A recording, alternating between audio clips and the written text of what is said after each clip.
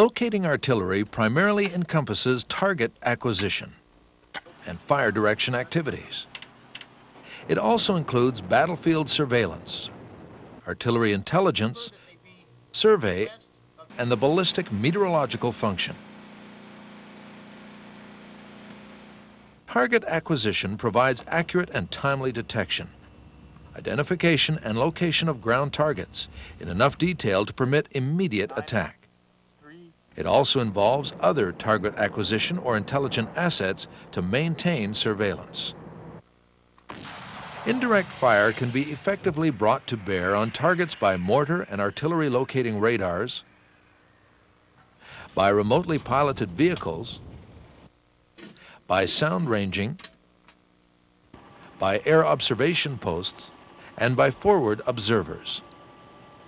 Battlefield surveillance is the primary function of RPVs and forward observers.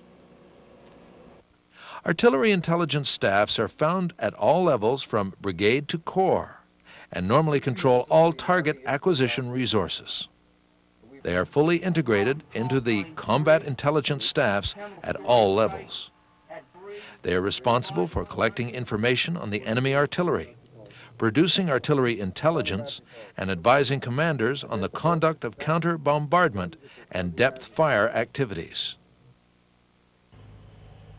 Survey places target acquisition resources in all fire units on a common grid, thereby allowing fire to be placed accurately on targets. Survey is normally controlled throughout the division area by Division Artillery Headquarters. Ballistic meteorological data is vital in the production of corrections needed to compensate for non-standard atmospheric conditions. These corrections are applied by all firing units and target acquisition resources. The Target Acquisition Battery is a component of Division Artillery. It provides in-depth target acquisition and other locating support to all division artillery units deployed in the division sector.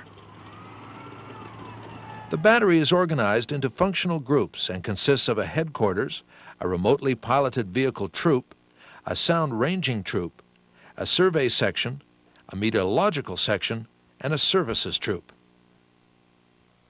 The battery headquarters functions in a dual role. It operates as the battery command post, and it provides the division artillery intelligence staff. The battery command post is normally centrally located in relation to its deployed elements. It provides for the coordination of battery activities and for the timely functioning of its troops. The Division Artillery Intelligence Officer and his staff are co-located with the Division Artillery Headquarters. The DAIO operates within the policy established by the Corps Artillery Intelligence Officer, but is under the command of the CDA. The DAIO assigns a representative to the Division Intelligence Collection and Analysis Center and maintains close liaison with division headquarters agencies such as the Fire Support Coordination Center, the Electronic Warfare Operations Center, Air and Aviation Cells. The remotely piloted vehicle troop is organized into a headquarters comprising command and liaison elements, 2 ground control stations, 2 launch and recovery detachments, and 2 maintenance detachments. The RPV Troop Headquarters executes mission taskings. Liaison staff is co-located with the Division ICAC, where it coordinates RPV employment and mission results. The ground control stations execute detailed mission planning, control RPVs during missions, identify likely targets, monitor and control the attack of targets, and perform post-strike analysis. They are deployed well forward to allow the RPVs to fly to the depth of the division's area of interest. The RPV is limited by its ability to lift the sensor package payload. The sensor packages can include day and night cameras, television and infrared sensors, laser range finders and laser designators, They can also include a variety of electronic warfare equipment, communication rebroadcast, and metadata collection packages. The launch and recovery sections are normally co-located, but are separate from the ground control stations and the headquarters. They prepare the sensor packages and conduct launch and recovery operations. The maintenance sections are normally co-located with the launch and recovery sections. They perform the system's repairs at launch sites so as to reduce the downtime between flights. RPV mission tasking requests are coordinated by the artillery and G2 staffs, approved by G3, and tasked to the RPV troop through the DAIO. The Air Defense Cell coordinates the mission airspace requirement, while the artillery G3 or the air liaison officer coordinate fire or air support for any target engagement activities. All RPV flights are planned within the commander's priorities as defined in the Division Combat Surveillance Plan. Missions are normally planned for a specific route, altitude, and duration. Sensor packages are installed to meet the mission tasking criteria. After launch, the RPV is tracked and monitored by the ground control station via data links, allowing it to control the engagement of an acquired target or to search a specific area. The analysis of combat information is continuous throughout the mission, and imagery is copied for re-evaluation at any future time. RPV tasks involve reconnaissance and surveillance, target acquisition, and target engagement.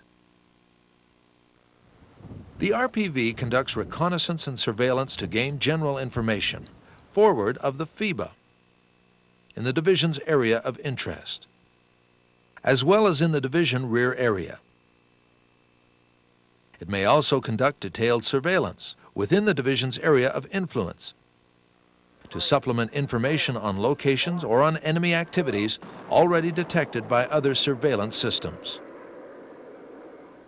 Target acquisition missions include finding and identifying targets accurately enough to allow engagement with either multiple launch rockets, artillery, close air support aircraft, or electronic warfare assets. Once targets have been accurately located, RPVs can be used to support the attack on a target. Onboard sensors can assist with the adjustment of indirect fire and provide an assessment of target damage. Laser designators can also be used to direct precision-guided weapons onto the target. Electronic warfare devices may also be employed to degrade the capability of enemy communications and electronic equipment. The sound ranging troop is organized into a troop headquarters with command and administrative elements, 2 advanced posts, a survey section, and a microphone section which deploys and maintains the sound base.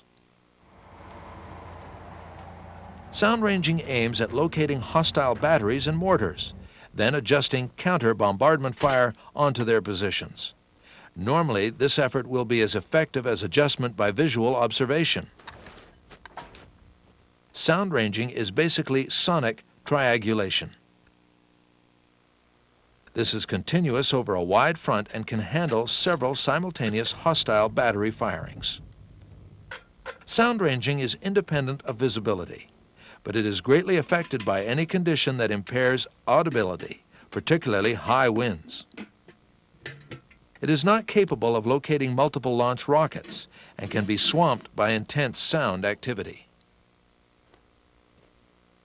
The sound base consists of 4 to 7 microphones, sited approximately in a line, roughly 4 kilometers from and parallel to the FIBA. Information is received from the microphones via line or directional data links and is transferred to a recorder in the command post, where it is processed to produce intersection data and thus the hostile battery location. The advanced posts are normally deployed on the division flanks, from which observers activate the base before the sounds reach the microphones. They also provide tactical information for the division combat surveillance system, observing and adjusting artillery fire and cueing the locating radars. A hasty microphone base of 4 map-spotted microphones can be set up in about an hour. Once survey has determined the exact grid of the microphones, the system becomes correspondingly more effective in determining enemy locations. Additional microphones may then be added to further increase the system's accuracy. The survey section incorporates 2 survey parties which provide survey information down to the division artillery regiments and for the RPVs and sound-ranging troops. Survey establishes fixation and orientation of weapons and target acquisition activities. The section establishes a survey control point in each regiment's area of operations and presents a common grid which allows the accurate delivery of observed and predicted fire, as well as the transmission of target data from one element to another. The meteorological section, detached from the Corps Met Company, provides crucial ballistics meteorological data to compensate the firing data for existing Met conditions.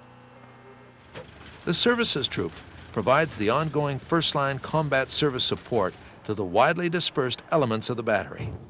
It operates from a forward location and includes a B echelon element in the division administrative area. Whenever possible, it utilizes combat support services that can be provided from other artillery or combat arms organizations. The DAIO is primarily involved in coordinating the flow of artillery intelligence to the artillery operations and intelligence staffs. The DAIO advises on and oversees neutralization or destruction of enemy guns, rocket launches, and other depth targets. He also provides technical direction to the Brigade Artillery Intelligence Officer at each brigade headquarters. His tasks are primarily accomplished by using information gathered by RPVs, radars, sound-ranging elements, and from OPs. He also receives significant input from information intelligence, air, and EW cells, and from subordinate formations. Artillery locating information is normally received in the form of shelling and mortaring reports, location reports, engagement reports, RPV mission reports, hostile battery lists, as well as INTSUMs, INTREPs, and SITREPs. Artillery intelligence staffs collect and analyze data on the enemy from many sources to enable them to locate enemy guns and electronic warfare equipment, as well as command posts and headquarters. They function in the same manner as combat intelligence staffs, in that they are continually involved in assessing the direction, collection, processing, and dissemination of information and intelligence. They may also direct immediate attack against enemy gun and rocket positions. Artillery intelligence may be handled manually or by automated data processing means, with data from the fire support and intelligence subsystems of the Automated Combat Information System. Computerization speeds up collation and increases the amount of information and number of targets that can be assessed. Artillery intelligence is disseminated in the form of hostile battery lists, artillery intelligence summaries and supplementary reports, traces and overlays, verbal briefings, and artillery intelligence estimates. Communications are vital to the functioning of the DAIO. His links include the Corps and Division Artillery Intelligence Nets, the Target Acquisition Net, fire units at priority call to the DAIO, and internal communications within Division Artillery Headquarters. Records kept by artillery intelligence staffs include the hostile battery chart, on which is recorded all hostile batteries, locating units, and OPs. This chart is used in conjunction with 2 overlays, the Shelling Connection Activity Trace and the Bearing Report Trace. the operations log, which maintains a record of telephone and radio conversations and the essence of any formal messages received. The day diary, in which event information is entered in 10-minute blocks. The history card, which provides all accumulated information on a particular hostile battery. An intelligence map, which records details of own and enemy forces. Daily sheets, which record all shell rep and mort rep messages. The counter-bombardment index, which is used as a quick guide to hostile battery locations and is linked to activity reports from locating devices. And the order of battle book, which connects the enemy ORBAT with the hostile battery list. The Target Acquisition Battery is the principal agency within the division for locating active indirect fire weapons. An effective target acquisition organization relies on inputs from many individuals, units, and resources, and requires access to battlefield information. Without accurate targeting data, counter-battery or depth fire will be less effective. Resulting unhindered enemy fire will have devastating effects on all troops deployed in the division area.